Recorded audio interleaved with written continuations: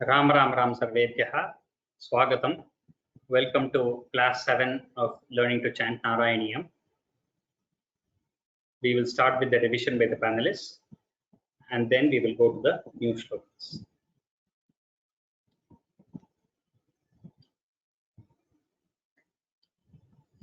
Gurureva gatir gurumeva bhaje Gurunaiva sahasmi namo gurave Na guroh paramam shishurasmi guroho Matirasti gurau mama pahi guro Shrikanto matulo yasya janani sarvamangala Janakashankaro devaha Tam vande kunjararanam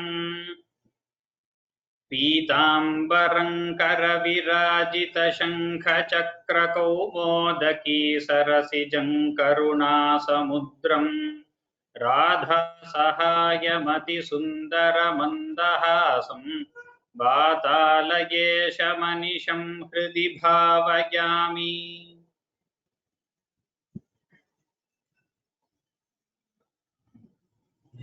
So now we will start with the revision. Spurti, you can start.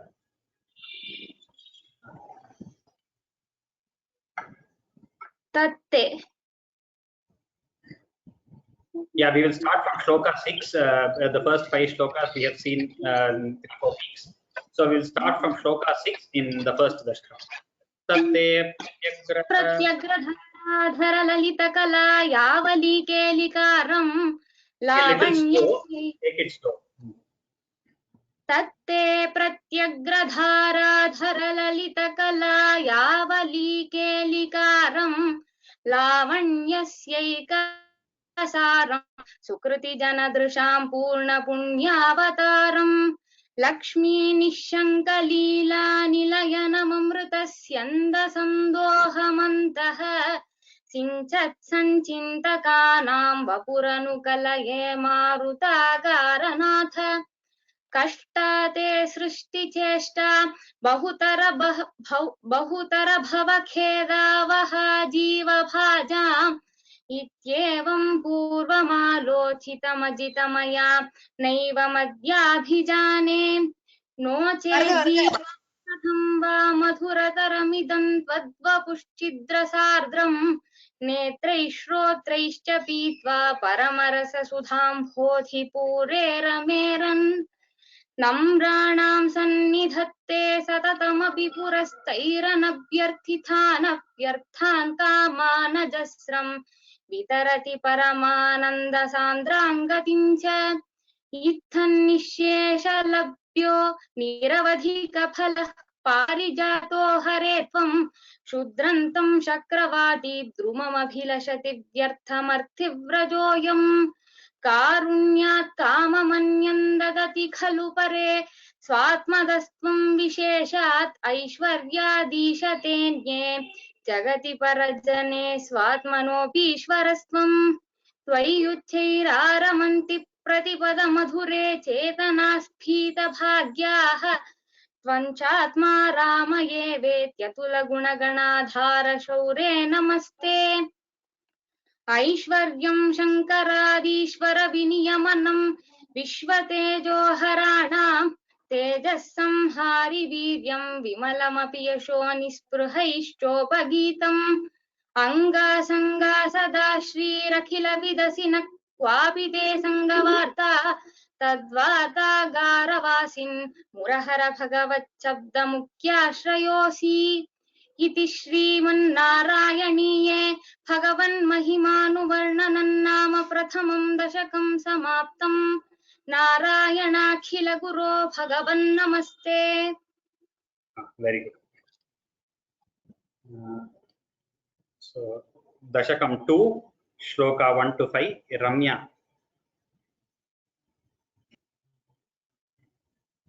सूर्यस्पर्धि किरीटमूर्ध्वतिलकप्रोद्भासि फालान्तरम् कारुण्याकुलनेत्रमार्द्रहसितोल्लासं सुनासापुटम् गण्डोद्यन्मकराभकुण्डलयुगं कण्ठोज्ज्वलत्कौस्तुभम् त्वद्रूपं वनमाल्यहारपटलश्रीवत्सदीप्रं भजे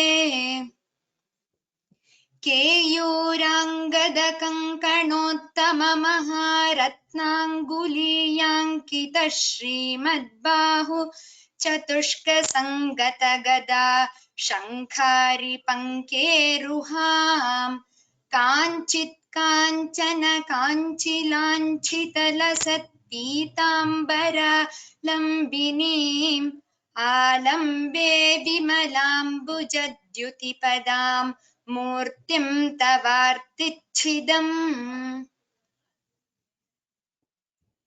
यत्रैलोक्यमहीयसोऽपि महितं सम्मोहनं मोहनात् कान्तं कान्तिनिधानतोऽपि मधुरं माधुर्यधुर्यादपि सौन्दर्योत्तरतोऽपि सुन्दरतरं त्वद्रूपमाश्चर्यतोऽप्याश्चर्यं भुवनेन कस्य कुतुकं पुष्णाति विष्णो विभो तत्तादृङ्मधुरात्मकं तव वपुः सम्प्राप्य सम्पन्मयी सा देवी परमोत्सुका चिरतरं नास्ते स्वभक्तेष्वपि तेनास्याबत कष्टमच्युत विभो त्वद्रूपमानोज्ञकप्रेमस्थैर्यमयादचापलबलाच्चापल्य वार्तोदभूत् लक्ष्मीस्तावकरामणीयकहृतैवेयं परेष्वस्थिरेत्यस्मिन्नन्यदपि प्रमाणमधुना वक्ष्यामि लक्ष्मीपते ये त्वध्यानगुणानुकीर्तनरसासक्ता हि भक्ता जनाः तेष्वेषा वसति स्थिरैव दयितप्रस्ताव दत्तादरा. Very good. Next, Raghunandan Anna, shloka 6 to 10.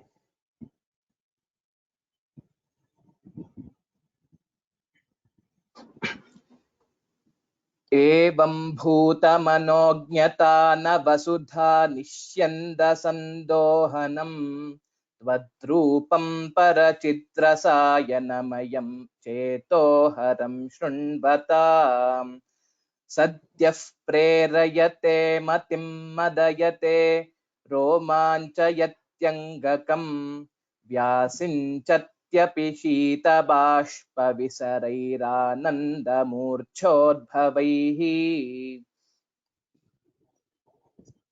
एवं भूततया हि भक्त्यभिहितो योगः स योगद्वयात् कर्मज्ञानमयाद्भृशोत्तमतरो योगीश्वरैर्गीयते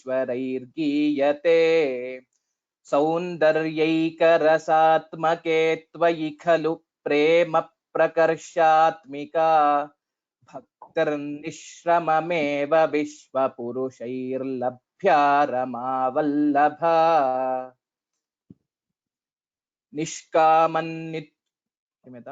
निष्कामन्नियतस्वधर्मचरणै यत्कर्मयोगाभिधम् तद्दूरेत्यफलै यदौपनिषदज्ञानोपलभ्यं पुनः तत्त्वव्यक्ततया सुदुर्गमतरं चित्तस्य तस्माद्विभो त्वत्प्रेमात्मकभक्तिरेव सततं स्वादीयसी श्रेयसी अत्यायासकराणि कर्मपटलान्याचर्य निर्यन्मलाः बोधे भक्तिपथेऽथवाप्युचिततामायान्ति किं तावता क्लिष्ट्वा तर्कपथे परं तव वपुर्ब्रह्मा ब्रह्माख्यमन्ये पुनः क्लिष्ट्वा तर्कपथे परन्तव वपुर्ब्रह्माख्यमन्ये पुनः चित्तार्द्रत्वमृते विचिन्त्य बहुभिः सिद्ध्यन्ति जन्मान्तरैः त्वद्भक्तिस्तु कथारसामृतझरी निर्मज्जनेन स्वयं सिद्ध्यन्ति विमलप्रबोधपदवीमक्लेशतस्तन्वती सद्यः सिद्धिकरी जयत्ययि विभो सैवास्तु मे त्वत्पदप्रेम प्रौढिरसार्द्रता द्रुततरं वातालयाधीश्वर इति श्रीमन्नारायणीये भगवद्रूपवर्णनं नाम द्वितीयं दशकं समाप्तम्। नारायणाखिलगुरो भगवन्नमस्ते। Very good. Well recited, all three of you. We will start with the third dashaka today. I think there is some font problem today in the computer. That's okay. The letters are correct. It's just some have become bold and some have become. So please forgive me. Many people were asking that the recording should be made separately available. For example, the whole dashaka together recited. As I showed you in the last class on the YouTube, where I recited completely once at the end of the class, the YouTube in the comment section, I have made a mark as to at what time the complete recitation starts. So you can click on that and then it will take you right to that point on YouTube. So you can keep replaying that, because currently we do not have the resources to make complete recording. It might be done in the future. We do not know if we have the Lord's grace. So for now, we will have to, when I recite the whole thing, you can go to YouTube and see that thing together over there. Yeah, that I have recited during class. We will start with the third dashakam today. The third dashakam is Bhakta Swarupa Varnanam. That is the describing about the Bhakta himself. The Bhagavan has been described in the first two dashakas. Now we are describing about the Bhakta. The Chandas here is Shikharini, which consists of 17 letters. This is the same Chandas that is there in the Saundarya Lahari. Many of us are familiar with the Saundarya Lahari, the 100 shlokas. All the 100 shlokas are the same Chandas, Shikharini, which consists of 17 letters. So this should not be difficult for those who have learned Saundarya Lahari. But you might have learned in your own raga, each one might have a different raga. We will have a very simple raga over here. So we will start with the third dashakam. Raghu Anna will repeat after me. Pathanto namani. पठन्तो नामानि पठन्तो नामानि Pramadabharasindhau. प्रमदभरसिन्धौ प्रमदभरसिन्धौ Nipatitaha. निपतिताः निपतिताः Smaranto rupante. स्मरन्तो रूपन्ते स्मरन्तो रूपन्ते Varada kathayanto.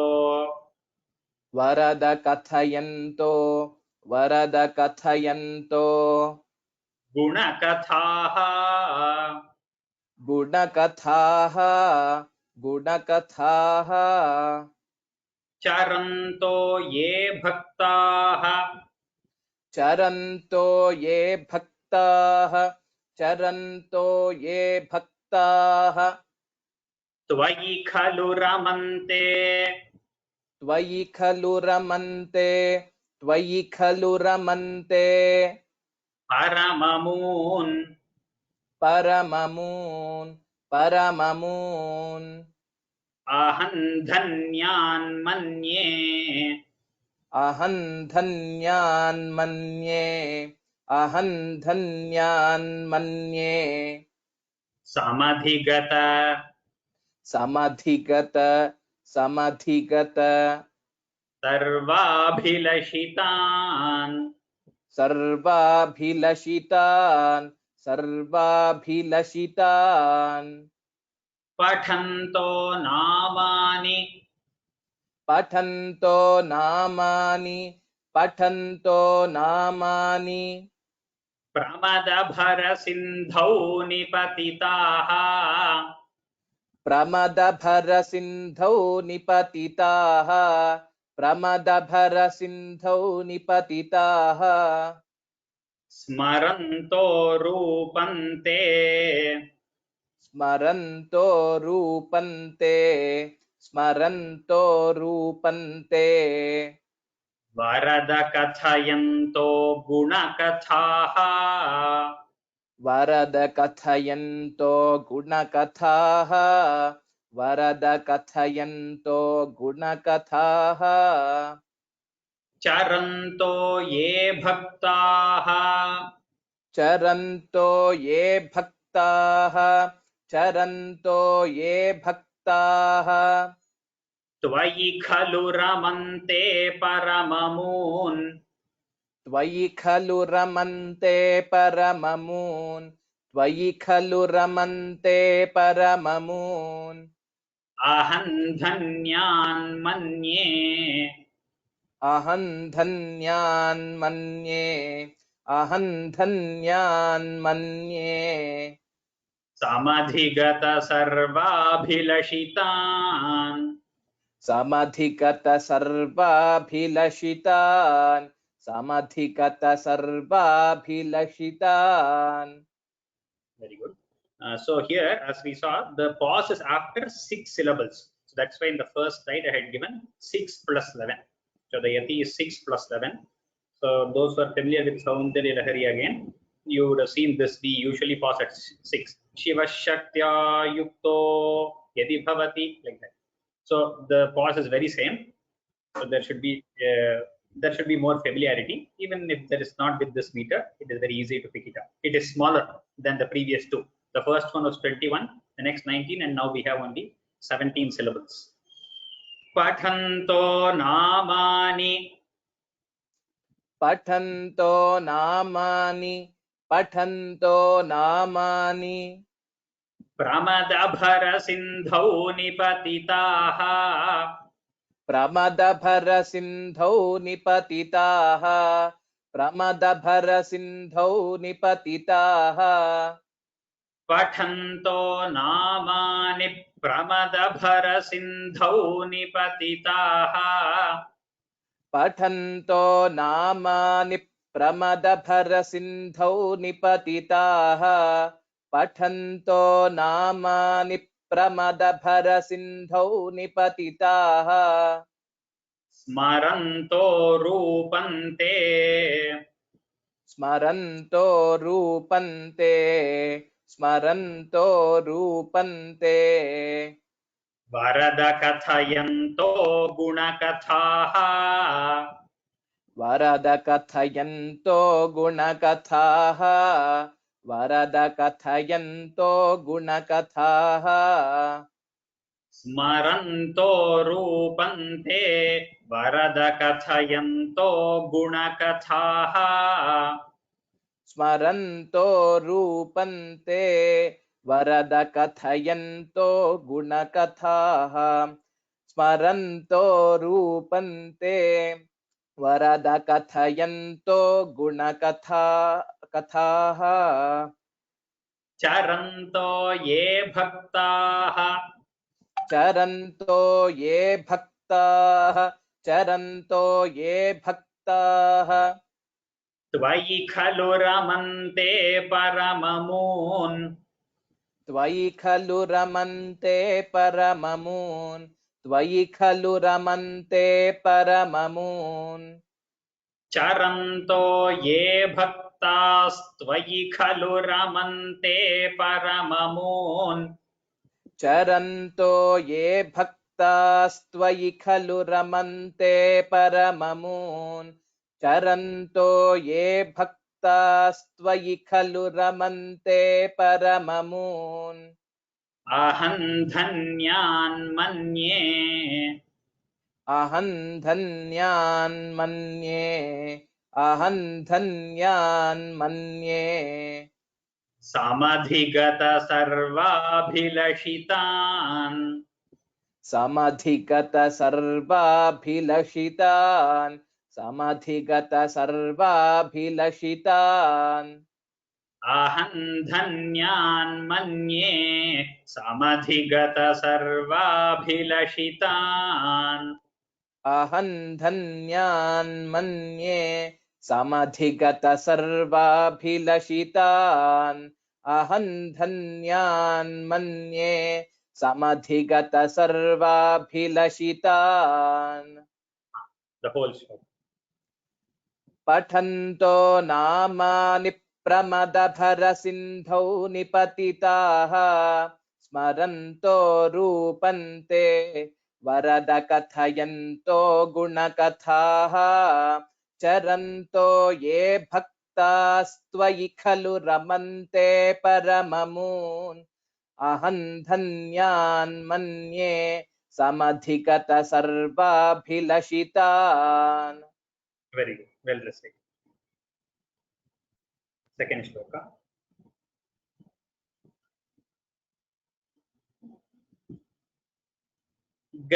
Gadaklishtang kashtam गदक्लिष्टं कष्टं गदक्लिष्टं कष्टं is Gadaklishtang. So the ka, since that is samyuktakshara kli there, it is almost like a dvitva.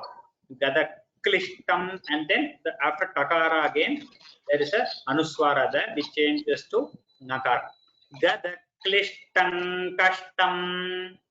गदक्लिष्टं कष्टं गदक्लिष्टं कष्टं. It is not klishtan, it is not nakara, it is kakha gagha na. Gadaklishtang kashtam. गदक्लिष्टं कष्टं गदक्लिष्टं कष्टं. Tava charana seva. तव चरण सेवा तव चरण सेवा. Rasa bharepi. रस भरेपि Anasaktam chittam. अनासक्तं चित्तं. Now, be careful when I say saktam chittam. Let the nyakara, cha cha ja cha nya, let it come. Anasaktam chittam.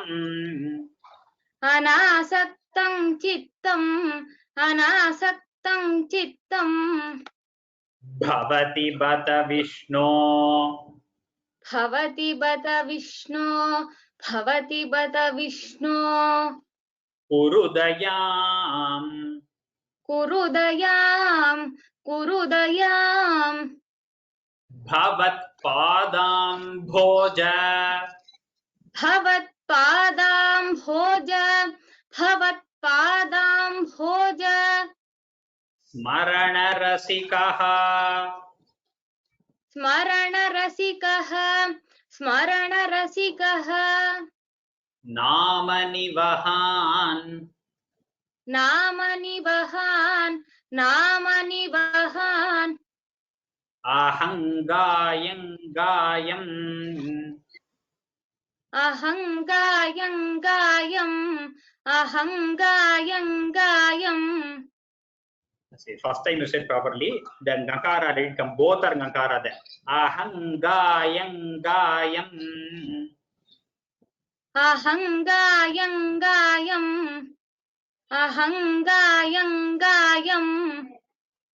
Kuhachana vivatsyami vijane.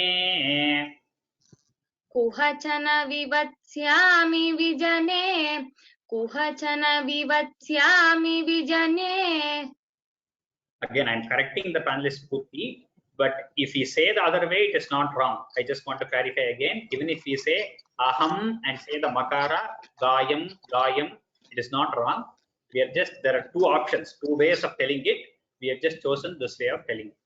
So when you are reciting to me, I will not correct you if you say it as makara. So that is the Gadaklishtang kashtam. गदक्लिष्टं कष्टं तव चरण सेवा रसभरेऽपि तव चरण सेवा रस भरेऽपि तव चरण सेवा रस भरेऽपि अनासक्तं चित्तम् अनासक्तं चित्तं भवति बत विष्णो भवति बत विष्णो कुरु दयाम् कुरु दयाम् भवत्पादाम्भोज भवत्पादाम्भोज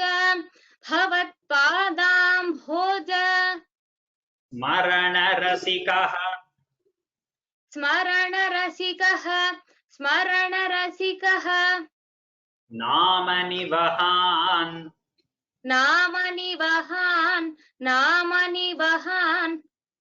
अहङ्गायम्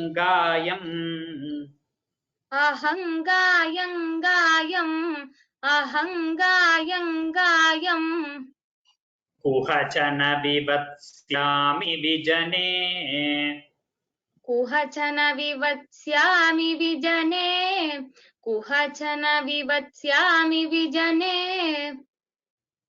गदक्लिष्टं कष्टं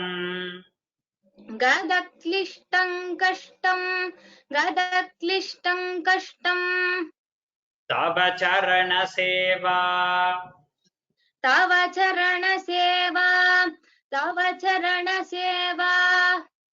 रसभरेऽप्यनासक्तं चित्तम्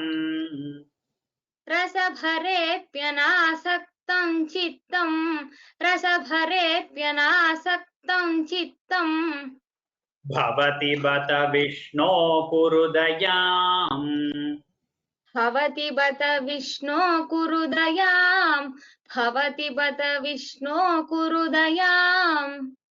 So let me clarify once again. The first two lines have to be joined because if we stop at Rasabharepi, the Chandobhanga will happen. We will get 18 letters in the first line instead of 17.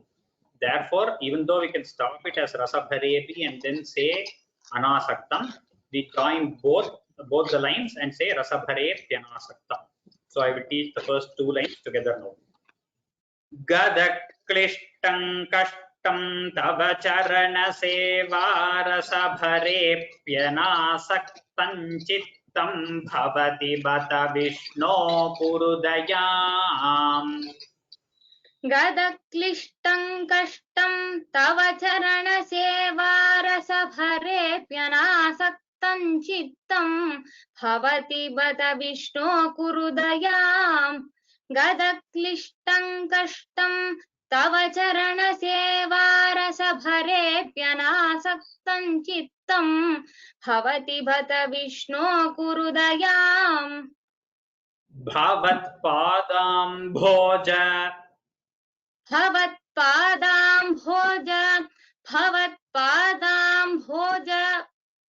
स्मरणरसिको नाम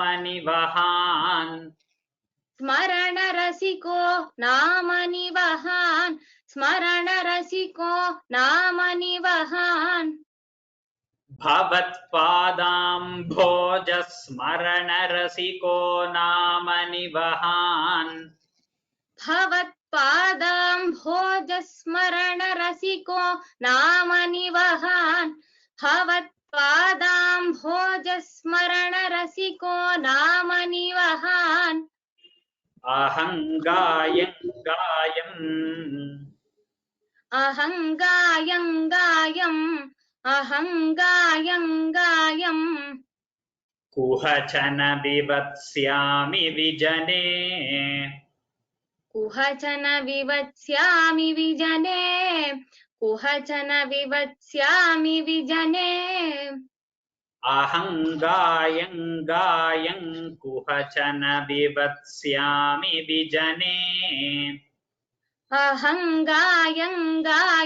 कुहचन विवत्स्यामि विजने अहङ्गायं कुहचन विवत्स्यामि विजने Now tell the story. गदक्लिष्टं कष्टं तव चरणसेवारसभरेऽप्यनासक्तं चित्तं भवति बत विष्णो कुरु दयाम् भवत्पादाम्भोजस्मरणरसिको नाम निवहान् अहङ्गायं कुहचन विवत्स्यामि विजने. Very good. Well recited. Now we will go to shloka 3. Ramya, repeat after me.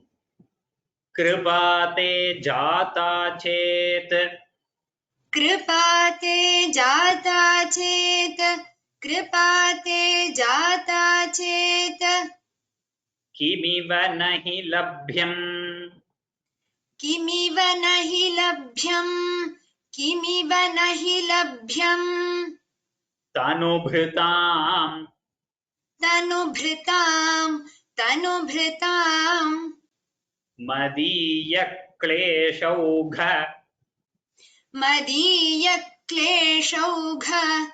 मदीयक्लेशौघ प्रशमनदशा प्रशमनदशा नाम कियती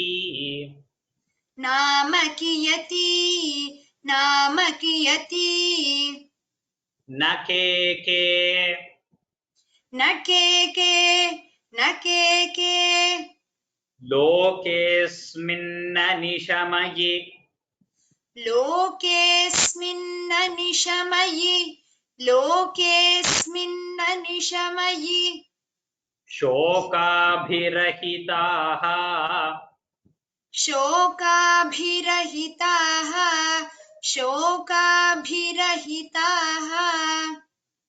भवद्भक्ता मुक्ताः भवद्भक्ता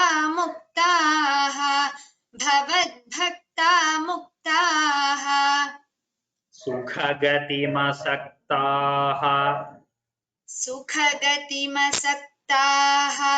सुखगतिमसक्ताः विदधते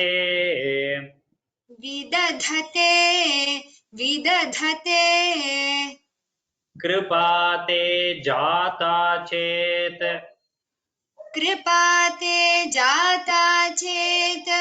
कृपाते जाता चेत किमिव नहि लभ्यं तनुभृताम्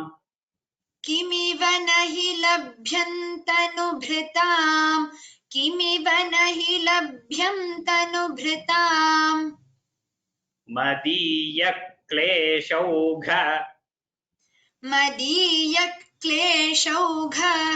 मदीयक्लेशौघ प्रशमनदशा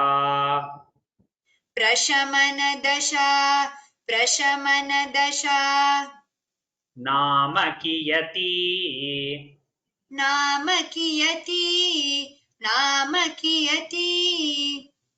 न केके लोकेऽस्मिन्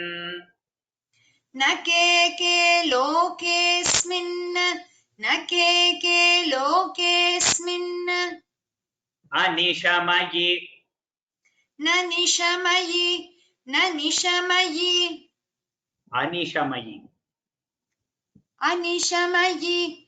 निशमयि शोकाभिरहिताः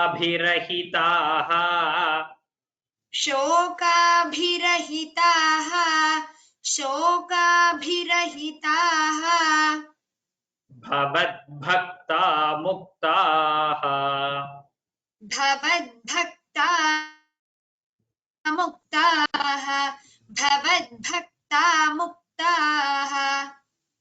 सुखगतिमसक्ता विदधते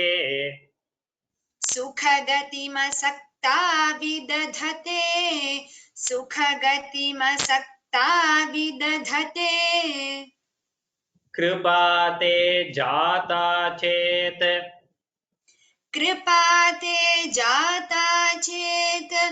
कृपाते जाता चेत किमिव नहि लभ्यं तनुभृताम् किमिव न हि लभ्यन्तनुभृताम् किमिव न हि लभ्यन्तनुभृताम् कृपाते जाता चेत् किमिव न हि लभ्यन्तनुभृताम् कृपाते जाता चेत् किमिव न हि लभ्यन्तनुभृताम् कृपाते जाता चेत् किमिव न हि लभ्यन्तनुभृताम् मदीयक्लेशौघ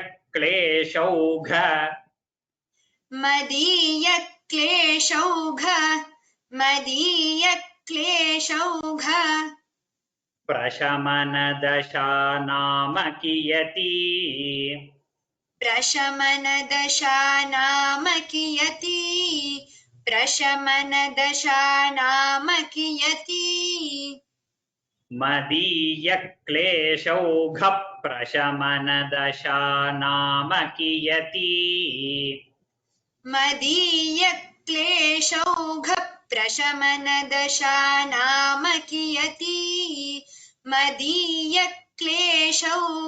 प्रशमनदशा नाम कियती न के लोकेऽस्मिन्न निशमयि न के लोकेऽस्मिन्न निशमयि न के लोकेऽस्मिन्न निशमयि शोकाभिरहिताः शोकाभिरहिताः शोकाभिरहिताः न के लोकेऽस्मिन्न निशमयि शोकाभिरहिताः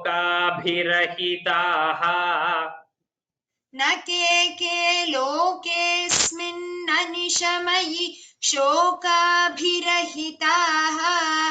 न के लोकेऽस्मिन्न निशमयि शोकाभिरहिताः भवद्भक्ता मुक्ताः भवद्भक्ता मुक्ताः भवद्भक्ता मुक्ताः सुखगतिमसक्ता विदधते सुखगतिमसक्ता विदधते सुखगतिमसक्ता विदधते भवद्भक्ता मुक्ता सुखगतिमसक्ता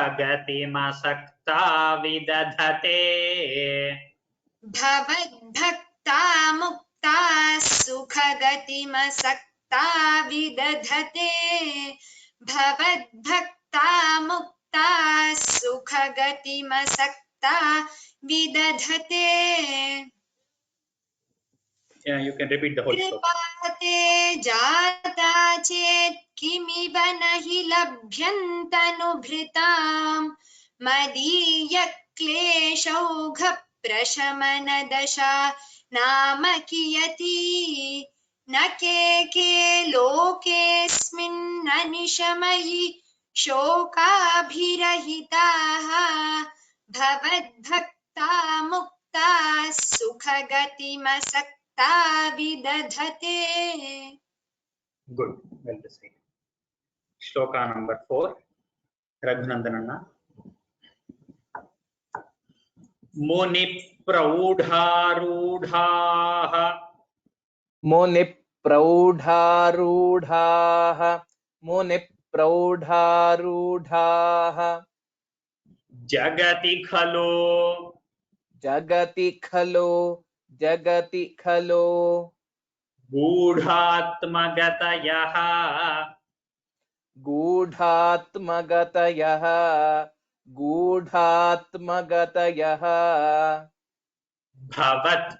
भवत्पादाम्भोज भवत्पादाम्भोज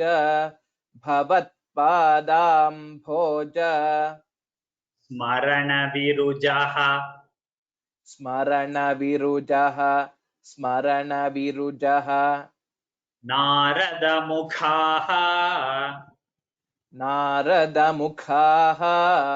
नारदमुखाः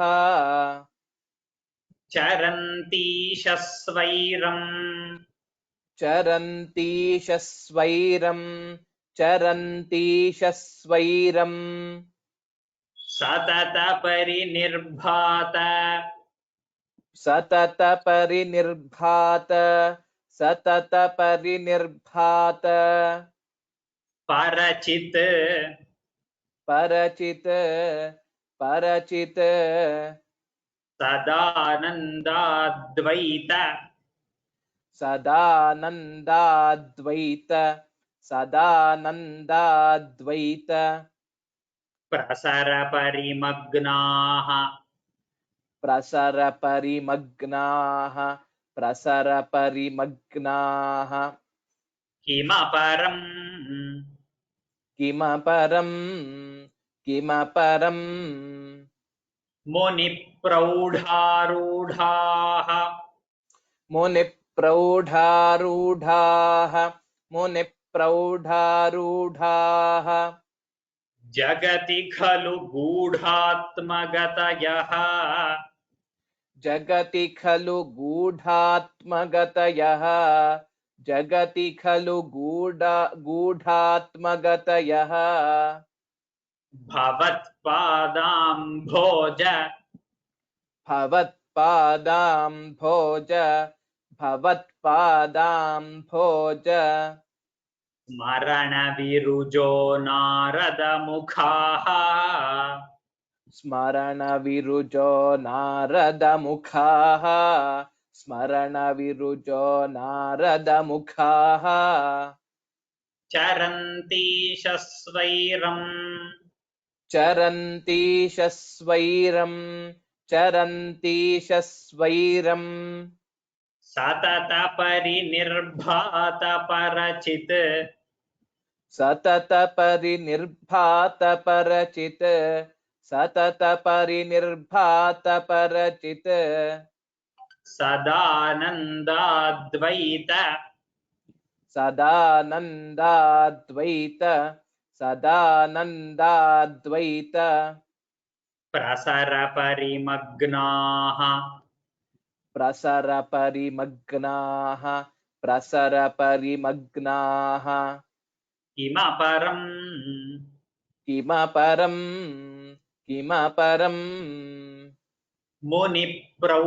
मुनिप्रौढारूढाः मुनिप्रौढारूढाः मुनिप्रौढारूढाः जगति खलु गूढात्मगतयः जगति खलु गूढात्मगतयः जगति खलु गूढात्मगतयः मुनिप्रौढारूढा जगति खलु गूढात्मगतयः मुनिप्रौढारूढा जगति खलु गूढात्मगतयः मुनिप्रौढारूढा जगति खलु गूढात्मगतयः भवत्पादाम्भोज भवत्पादाम्भोज भवत्पादाम्भोज मरणविरुजो नारदमुखाः स्मरणविरुजो नारदमुखाः स्मरणविरुजो नारदमुखाः भवत्पादाम्भोज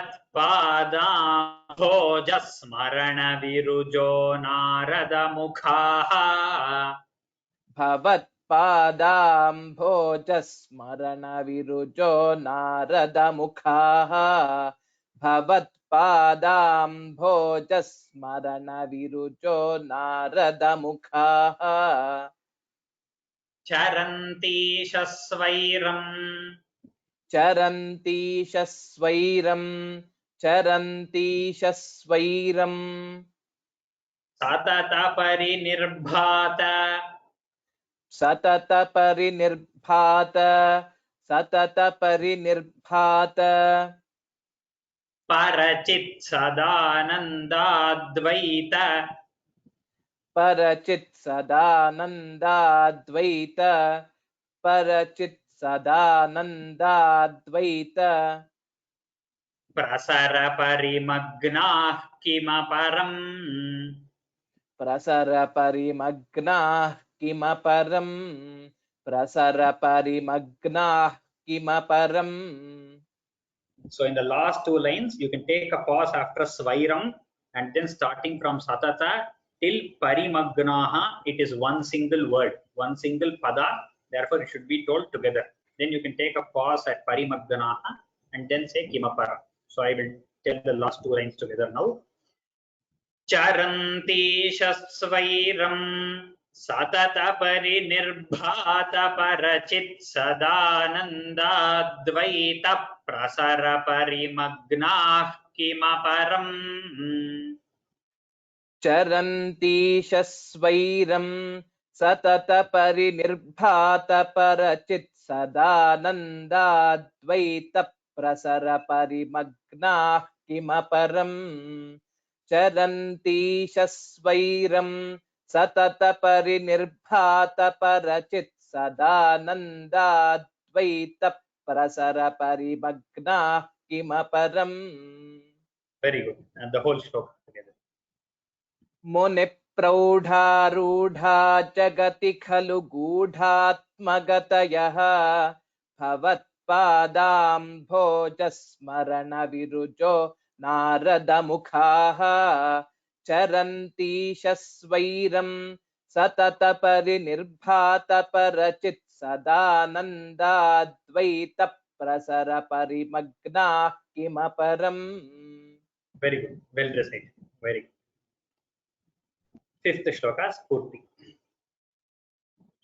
Bhavadbhaktispheeta भवद्भक्तिस्फीता भवद्भक्तिस्फीता Bhavatu Mama भवतु मम भवतु मम Saiva Prashamayet सैव प्रशमयेत् सैव प्रशमयेत् Asheshakleshaugham अशेषक्लेशौघम् अशेषक्लेशौघम् Na khalu hridi न खलु हृदि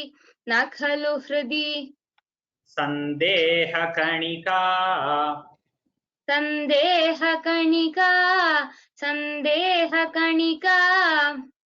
Na ched Vyasasya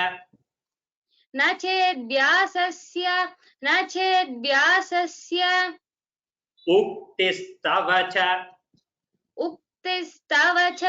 उक्तिस्तव च Vachanannaigamavachaha वचनन्नैगमवचः Bhavenmithya भवेन्मिथ्या Rathya Purushavachana रथ्या पुरुषवचन Prayamakhilam प्रायमखिलम् Bhavadbhaktispheeta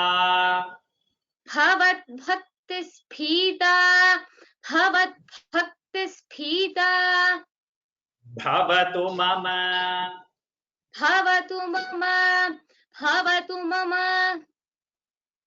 Saiva Prashamayet सैव प्रशमयेत् and the takara, that ta you tell properly. Prashamayet सैव प्रशमयेत् Asheshakleshaugham अशेषक्लेशौघम् Na khalu hridi न खलु हृदि Sandeha Kanika सन्देहकणिका Na ched Vyasasyoktih न चेद्व्यासस्योक्तिः Tavacha Vachanam तव च वचनं तव च वचनं नैगमवचः नैगमवचः नैगमवचः भवेन्मिथ्या भवेन्मिथ्या भवेन्मिथ्या रथ्या पुरुषवचन रथ्या पुरुषवचन रथ्या पुरुषवचन प्रायमखिलम् प्रायमखिलम् प्रायमखिलम् भवद्भक्तिस्फीता भवद्भक्तिस्फीता भवद्भक्तिस्फीता भवतु मम सैव प्रशमयेत् भवतु मम सैव प्रशमयेत् भवतु मम सैव प्रशमयेत् भवद्भक्तिस्फीता भवतु मम सैव प्रशमयेत् भवद्भक्तिस्फीता भवतु मम सैव प्रशमयेत् भवद्भक्तिस्फीता भवतु मम सैव प्रशमयेत् अशेषक्लेशौघम् अशेषक्लेशौघम् अशेषक्लेशौघम् न खलु हृदि सन्देहकणिका न खलु हृदि सन्देहकणिका न खलु हृदि सन्देहकणिका अशेषक्लेशौघम् न खलु हृदि सन्देहकणिका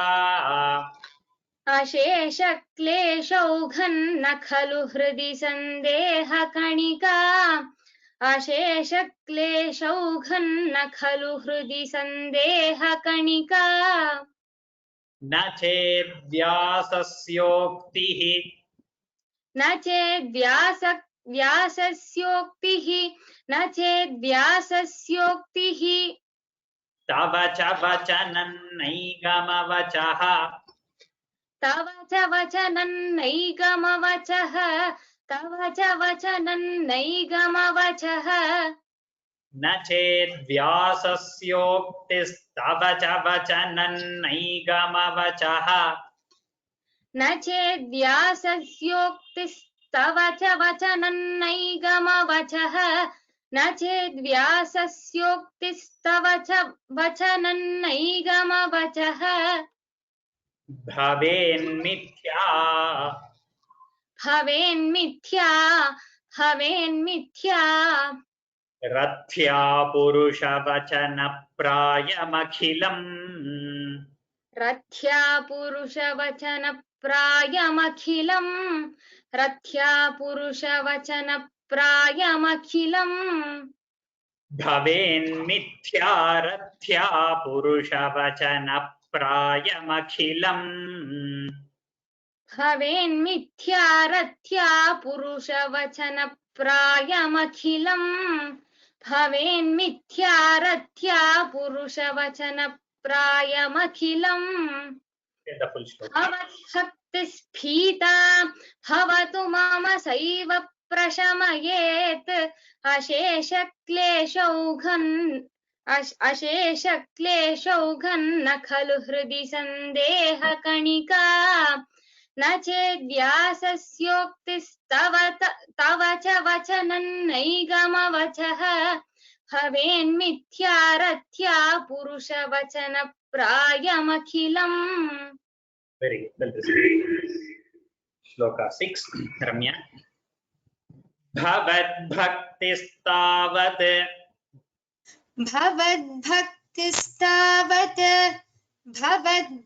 भवद्भक्तिस्तावत् प्रमुखमधुरा प्रमुखमधुरा त्वद्गुणरसात् त्वद्गुणरसात् It is Tvadguna. There is a Dirgha Akara here by mistake. I'll correct it and post it. Kimapyarudha chet किमप्यारूढा चेत् किमप्यारूढा चेत् अखिल परिताप अखिल परिताप प्रशमनी प्रशमनी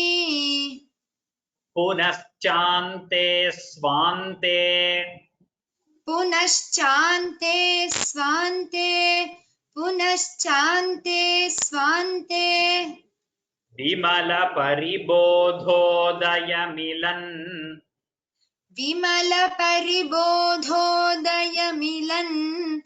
विमल परिबोधोदयमिलन् महानन्दाद्वैतम्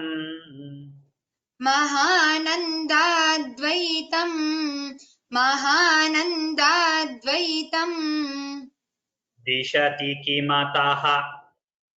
दिशति किमतः दिशति किमतः प्रार्थ्यमपरम् प्रार्थ्यमपरम् भवद्भक्तिस्तावत् भवद्भक्तिस्तावत् प्रमुखमधुरात्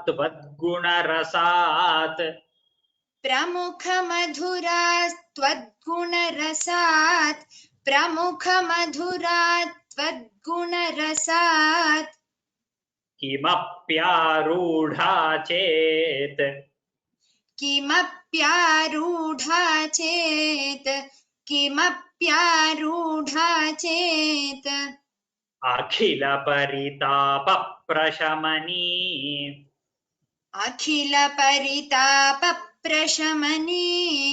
अखिल परिताप प्रशमनी पुनश्चान्ते स्वान्ते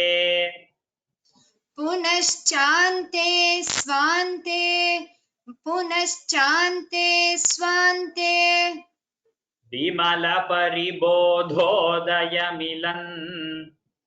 विमल परिबोधोदयमिलन् विमल परिबोधोदयमिलन्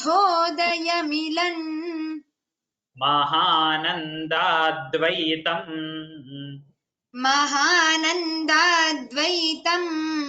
महानन्दाद्वैतम्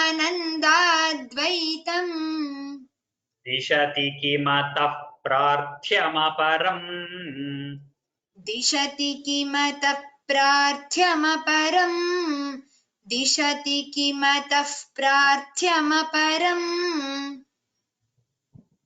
भवद्भक्तिस्तावत् भवद्भक्तिस्तावत् प्रमुखमधुरात् त्वद्गुणरसात्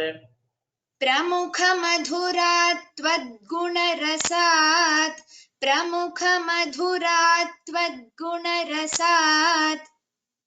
भवद्भक्तिस्तावत् प्रमुखमधुरात् त्वद्गुणरसात् भवद्भक्तिस्तावत् प्रमुखमधुरात् त्वद्गुणरसात् किमप्यारूढा चेत्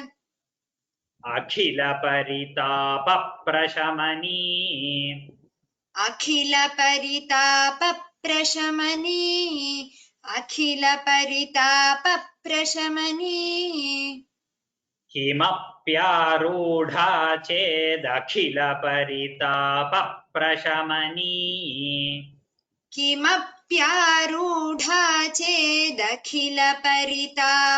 प्रशमनी किमप्यारूढा चेदखिल परिताप प्रशमनी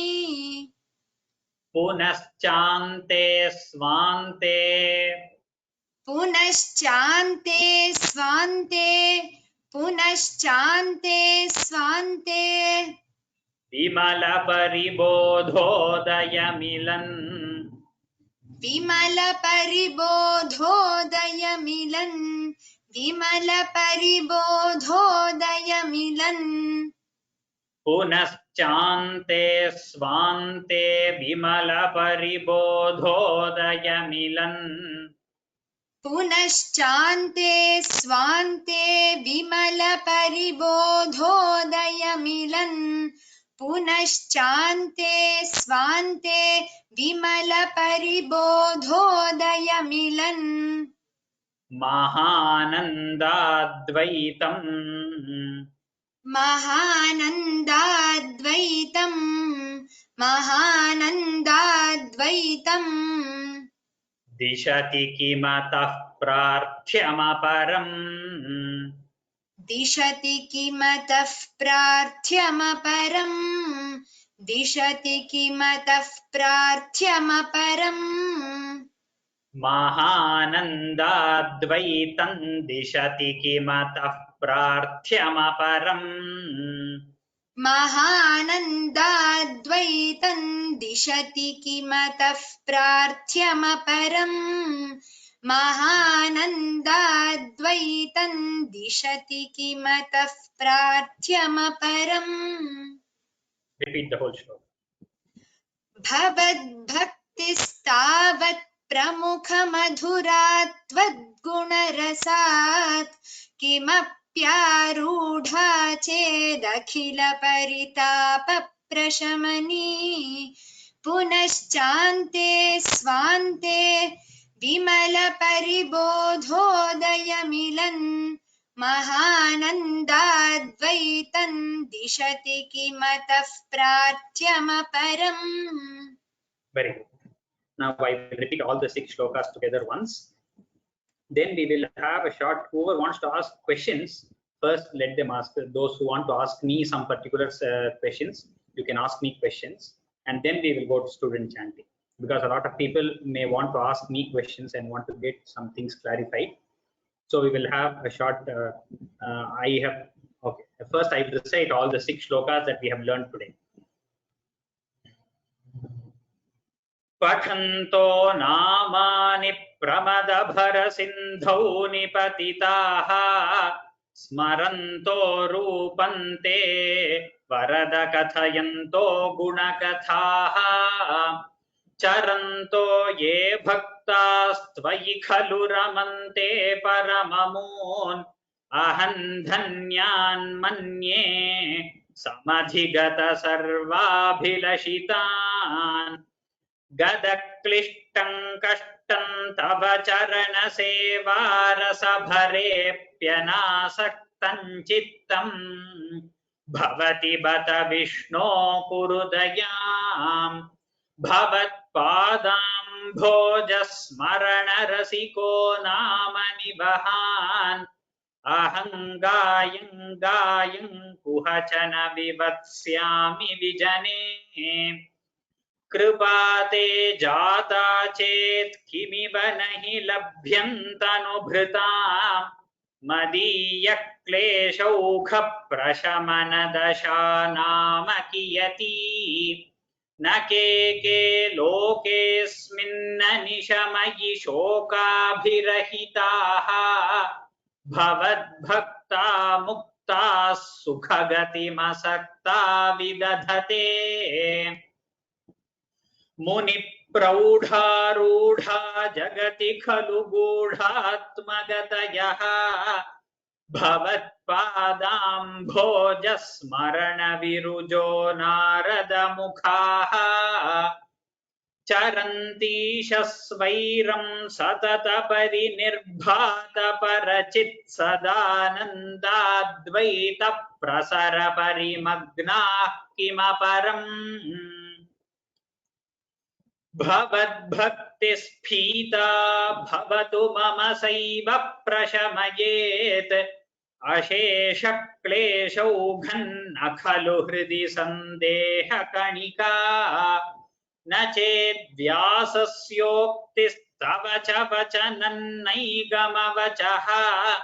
भवेन्मिथ्यारथ्या पुरुषवचन प्रायमखिलम् भवद्भक्तिस्तावत् प्रमुखमधुरात्वद्गुणरसात् किमप्यारूढा चेदखिलपरितापप्रशमनी पुनश्चान्ते स्वान्ते विमलपरिबोधोदयमिलन् महानन्दाद्वैतं दिशति किमतः प्रार्थ्यमपरम्.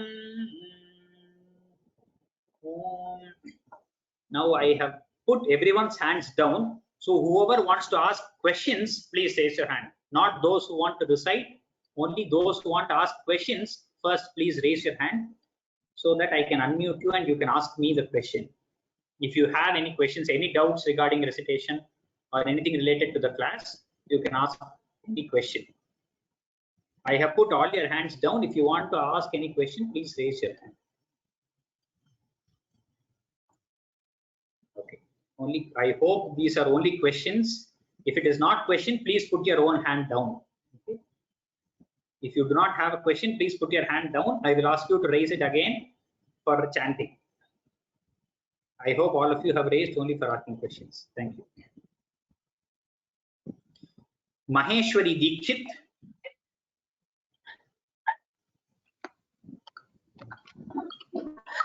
Sorry, Kshamta Mahodaya, I don't have any question. My hand was lowered only. I don't know why it was. Okay. Then I will just lower it. Now only it's raising. Yeah. I will just lower everyone's hands again. Now please raise your hand again if you have a question. I have lowered everyone's hands. Okay, thank you.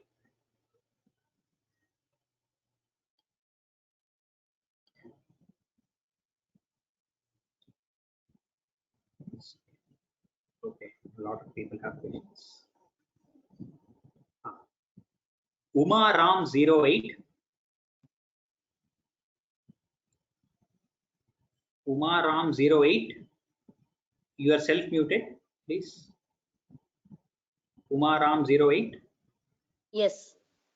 Ram. Yes. Sai Ram. Actually, this is my first class today.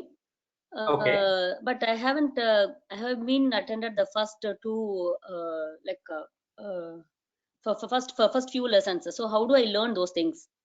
Those are the recordings are available on YouTube on the Vyoma Sanskrit Pathashala channel. You can after every class will be uploaded by the end of the day. Usually Sunday morning I will upload the classes. So all the previous 6 classes are available on YouTube. You can access them. Okay, yeah, sure. Thank you so much. Yeah. Shri Akshita Shankar. Akshita Shankar. Please mute yourself once you have finished asking the question. Akshita Shankar. Ram. Yeah, I have a question. I'm not able to pronounce the words properly. So which words are you finding difficult to pronounce?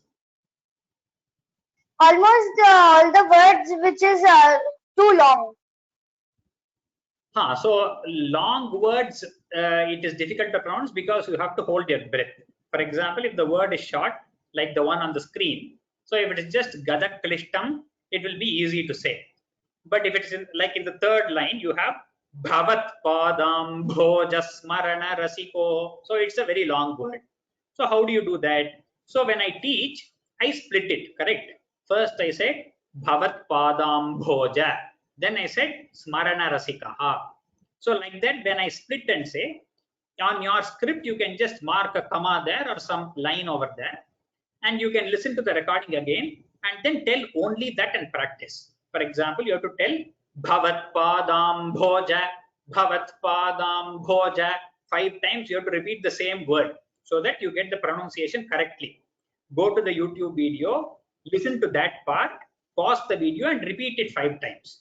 Then you go to Smarana Rasikaha, Smarana Rasikaha, and then if it's a very long, like two lines together, when we say, I would have split it at least in 5-6 places if it is such a long word, like we saw in second Dashaka, third Shloka, and so on. So each word you practice separately and then join two padas, and then you can make it completely practice. Good. Thank you, Mama. Thank you. Savita Sajjan. Savita Sajjan. Ram Ram. Savita Sajjan. You are self-muted. I'm not able to hear you. Okay, they are offline.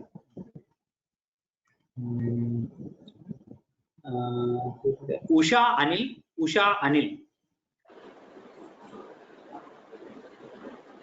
Usha Anil.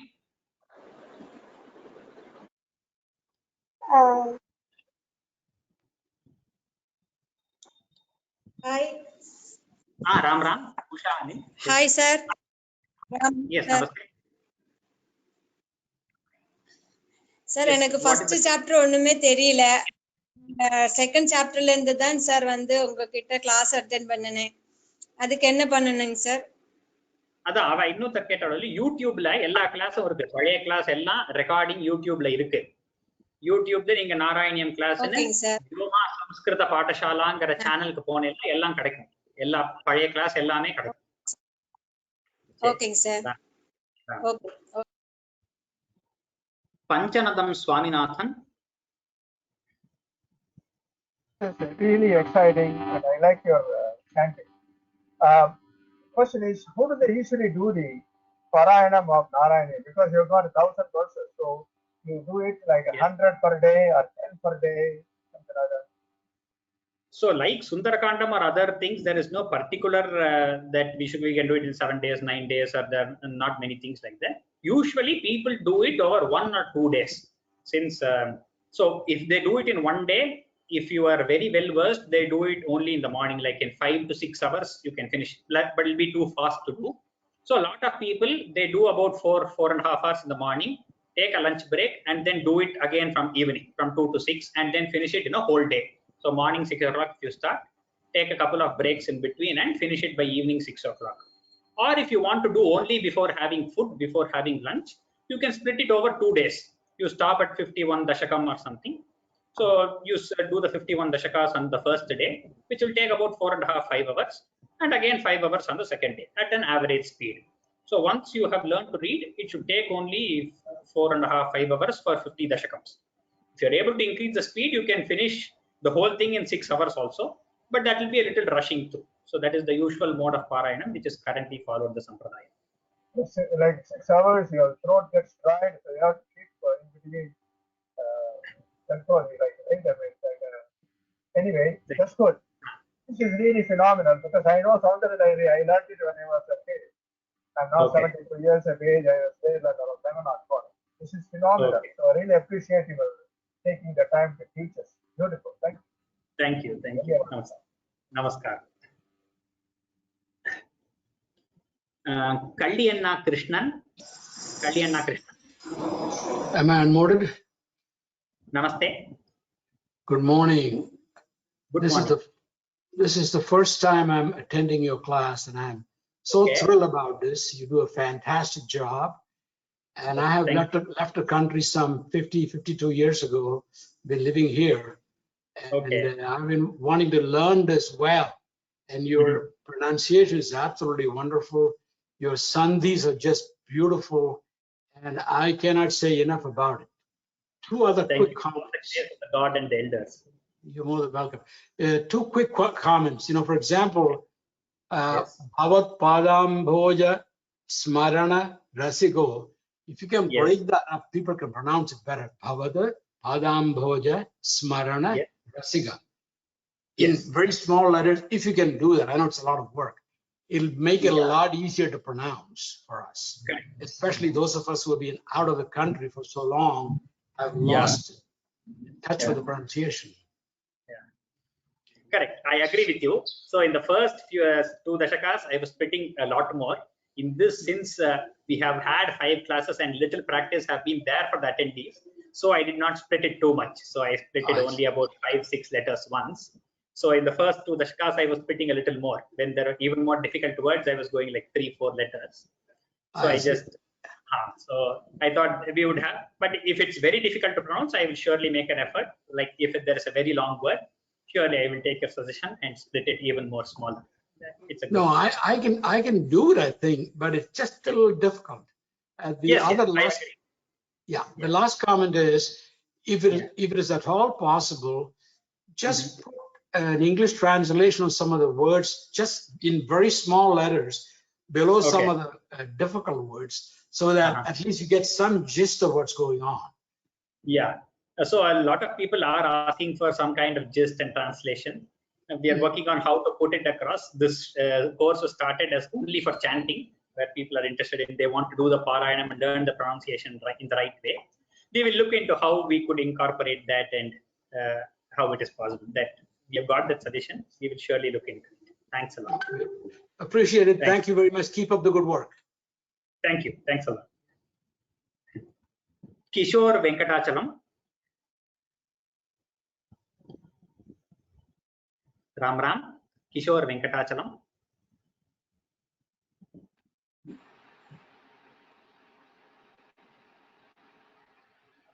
Kishore Venkatachalam. I think they are not online. I will go to the next person.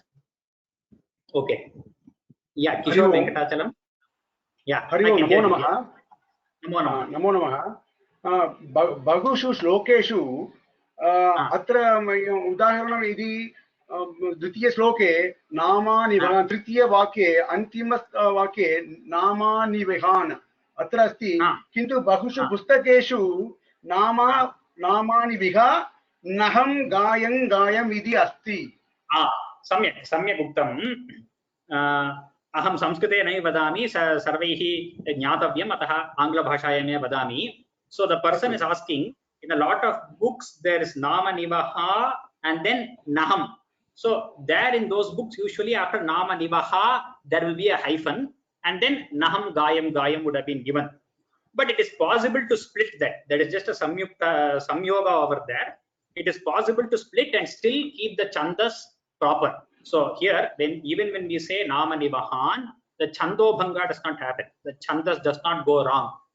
And if we continue, then we will have to say it as Nama Nivahan Aham Gayam. So that would become, so you will be joining the two lines, even when there is a possibility to split it. So it is possible to split the two lines and tell differently. That it is not a Samastapada, it is not a Samasa here, Nama Nivahan Aham. So I can split it. So it is easier to pause there and tell Aham Gayam. So that is why I have split it and written. It can happen in a few other shlokas also, as you say. For example, I think, I don't know. For example, in this fifth shloka also, they might have given Prashamaye hyphen and then Dashe with Dakara, Dashesha Kleshaugam might be there. So we have split the Sandhi because it becomes easier for us to say, and this is absolutely a right form to say. We can stop there, take a pause and tell the padas separately, the quarters separately. Then the question arises is, or in the same second sloka, that first slogan is, it will Chandi Vadesham Bhavet, in the first line. So, Charana Sevara Sapare Puna. So how do we know Sandhi, how do we distinguish? Is it Sandhi problem or it is a pronunciation problem? So it is neither. There is no problem at all. So the point is here, if we split it as Seva Rasa Bharepi, I can split it. If I split the Sandhi, there is no problem grammatically for splitting the Sandhi in the first line. But what happens is the Chandas goes wrong. Instead of 17 letters, I get 18 letters over there in the first line. If I split it as Rasa Bharepi and stop and then say Anasaktam. So there is nothing going wrong at all. But if you split it there, the Chando Bhanga happens.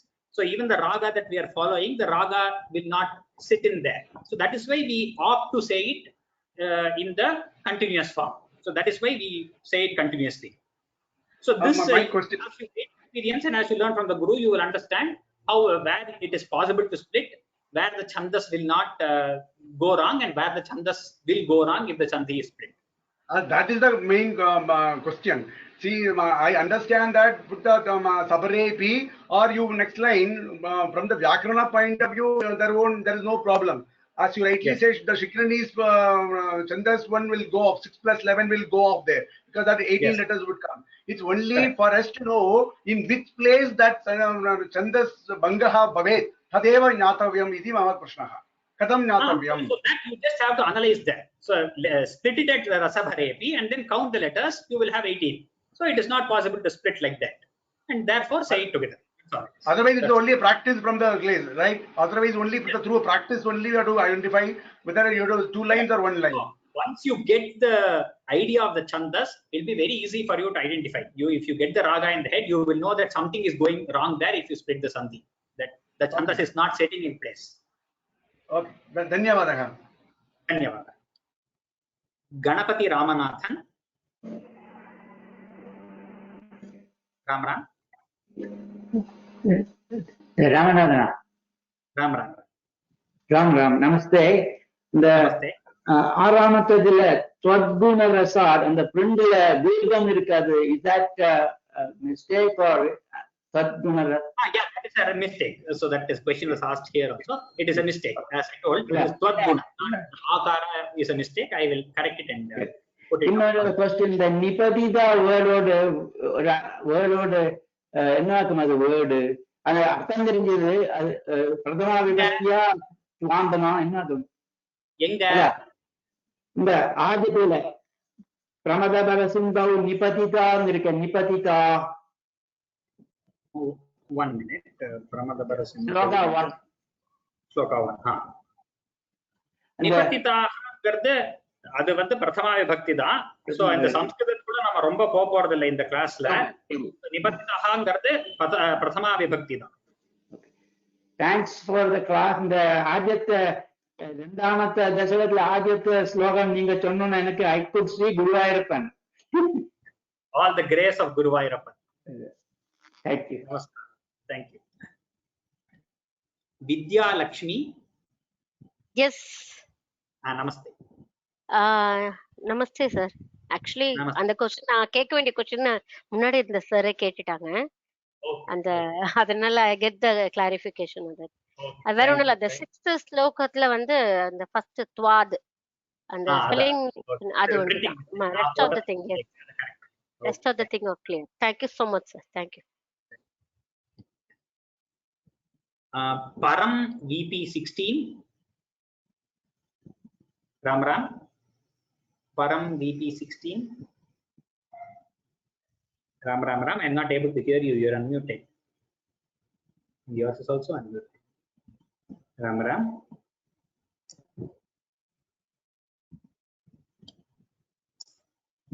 Ashok RV. Ram.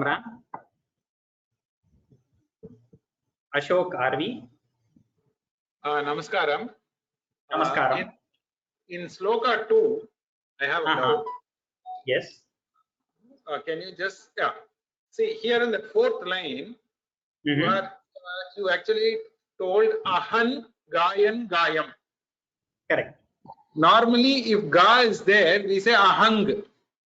Correct. Should we say it as Ahan or Ahang? No, it is Nakara only. The Ka, Kha, Ga, Gha, Na only. If at all I have made a mistake in the pronunciation, it is Nakara only. If there is a small mistake, it is Ahang Gayam. Yes. Oh, Ahang Gayan Gayam. Ahang Gayan Gayam. Correct. Correct. Thank you. Thanks, sir. Thank you. Chitra Tyagarajan. Namaste Mahodaya. என்னோடது வந்து ஒரு பேசிக் question நினைக்கிறேன். எனக்கு Narayaneeyam meaning சொல்லுமே பதச்சேதம் பண்ணி எப்படி அதுக்கு அந்த மாதிரி டைட்டில் கொடுத்தா? இல்ல திருப்பி சொல்லுங்க, கேட்கல. என்ன சொன்னீங்க? நாராயணியம்னு இந்த இதுக்கு பெயர் இருக்கு இல்லையா? ஆமா. இதுக்கு வந்து எப்படி அந்த இதை சூஸ் பண்ணி கொடுத்தா? அந்த பேர் நாராயண என்ன மீனிங் என்ன பதச்சேதம் பண்ணி எனக்கு கொஞ்சம் சொல்லணும் sir. Okay. So the question is, why is the grantha named Narayaniyam? Yeah. So in the last shloka of 100th Dashaka itself, the Bhattatri himself says, Dvedha Narayaniyam Shrutishucha Janusha Stutyata Varnanena. So Narayaniyam, the name comes because of two different reasons. One is the whole grantha is about Lord Narayana. And the second is the author is also Narayana Bhattatri. So Narayaniyam is Narayanena Kritam or Narayanasya Vrittam. So that's how about Narayana, that's what Narayaniyam means. Narayaniyam means, it either means about Narayana or by Narayana. It is not Padacheda, there are not 2-3 padas there. There are just some pratyas in Vyakarana. Narayana becomes about Narayana, so it is Narayaniyam. Narayanena Kritam, Narayanasya Kritam. Narayanasya Charitam. Narayanasya Charitam, Narayanena Kritam. Basically, from Vyakarana point of view, it's just Narayanasya Idam, that's all. Okay. About Narayana, that's all. There is no extra pada there. Okay. Thank you so much. Dhanyavada. Meera, you have a question? Ram? Yes, I have 2 doubts. Yes, please. In other links in the YouTube, we are like we don't pronounce like Kashtan like that. Gadak, Klishtan, like that we don't pronounce. So that's what I said. There are 2 options. So one, you can say Gadak Klishtam, Kashtam, you can say the Makara, or we can say Gadak Klishtan, Kashtan, Tava. So we can use the Panchama Varna, the Anunasika Varna of that particular Varga. So we have 2 different choices in Vyakarana itself. So Patanjali has given us, Panini has given us 2 options. So both are right. We have just chosen to go this way, that's all. Okay, sir, that's it. Dhanyavad. Mohana Sundararajan. Mahoday. Ram. Actually, absolutely no questions, sir. I wanted to appreciate your strenuous efforts taken. We are able to follow the class regularly. Actually, we are very, very blessed to have you as our Guruji, sir. Thank you very much, sir. I have absolutely no words to express my sincere thanks. I'm able to follow the classes regularly. You are teaching excellently. Keep on doing your service, sir. This is a very, very great service rendered by you and the whole team behind you. Thank you very much. Very kind of you, sir. Ram. Dhanyavad. A lot of people and the blessings of Guru Vairappan and the others. Gangeet 1976. Okay. Gangeet. No, that is not. Geeta Vinod. Namo Namaha Mahodaya. Namo Namaha. எனக்கும் அதே தான் சொல்லணும். தன்யோஸ்மி to get to learn from such an expert like you. ஒரே ஒரு suggestion தான், எல்லாரும் சொல்ற மாதிரி இங்க கேக்குறவாளை பார்த்தாலே தெரியறது, not everybody is a novice. So உங்ககிட்ட இருந்தே கத்து கொடுக்குற உங்ககிட்ட இருந்தே எங்களுக்கு அர்த்த பேதம் தெரிஞ்சதுன்னா இட் வில் பி இன்னொரு கிளாஸ் தனியா பேரல நீங்க எடுக்கறச்சே பண்ணா எங்களுக்கு பாராயணம் பண்றச்சு அந்த மீனிங் அப்படியே கண்ணு முன்னாடி வந்து நிற்கும். Please do something. நீங்க சொல்லி கொடுக்குற நீங்க தான் எங்களுக்கு பேதம் பண்ணி சொல்லி அந்த அர்த்தம் புரிஞ்சா அப்படியே வந்துரும் முன்னாடி கண் முன்னாடி. Please, it is a request, earnest request. We will take the request and எவ்வளவு முடியுமோ அவ்வளவு பார்க்கலாம். அப்புறம் இன்னொன்னு ஒரு சின்ன ஒரு டவுட். லாஸ்ட் கிளாஸ்ல பிரசாரன்னு ஏதோ சொன்னேன், அது எனக்கு சரியா புரியல. பிரசார எந்த ஸ்லோகத்தை பத்தியா இல்ல வேற ஏதாவது சொன்னேனா? அதான் சத்ய சித்திகரி ஜெயத்யை விபோ அந்த இடத்துல சொன்னேன். ரசார்த்ரதா அங்க ரசார்த்ரதா த்ருதம் இருந்தது. ஆமா அது அந்த பியூட்டி நிறைய ரகாரம் வருது. இந்த ஸ்லோகம் தான் நீங்க சொல்றது. ஆமா ரகாராஸ்ய இந்த பிரால ஒண்ணு, திருப்பி பிரௌடியில ஒண்ணு, அப்புறம் ரசார்த்ரதா த்ருததரம், இங்க ஒரே ரகாரமா இருக்கு. சோ அது வந்து இந்த மாதிரி காவியம் எல்லாம் போது நல்லா இருக்கு கேட்கறதுக்கு, அவ்வளவுதான். ஆமா, அந்த நல்லா இருக்கு சார். அதனாலதான் இந்த beauty that we find in his verse. அப்புறம் நமக்கு காலதேசாவதிபியாம் அவருக்கு தான் இல்ல, நமக்கு இருக்குன்னு எனக்கு தெரிகிறது. பட் ஸ்டில் இந்த beauty that you find in such slokas, அது வந்து எனக்கு நீங்க உங்க வாயாலே கேட்டா ரொம்ப சௌரியமா இருக்கும். அண்ட் இன்னொரு ஒரு சின்ன டவுட், இந்த 13th தசகத்துல 8வது ஸ்லோகம் சொல்றோம் இல்லையா, லைக் ஃபார் ரோக நிவாரணம். எட்டாவது தசகத்துல கடைசி ஸ்லோகம். ஆமா சாரி அஸ்மின் பராத்மன்.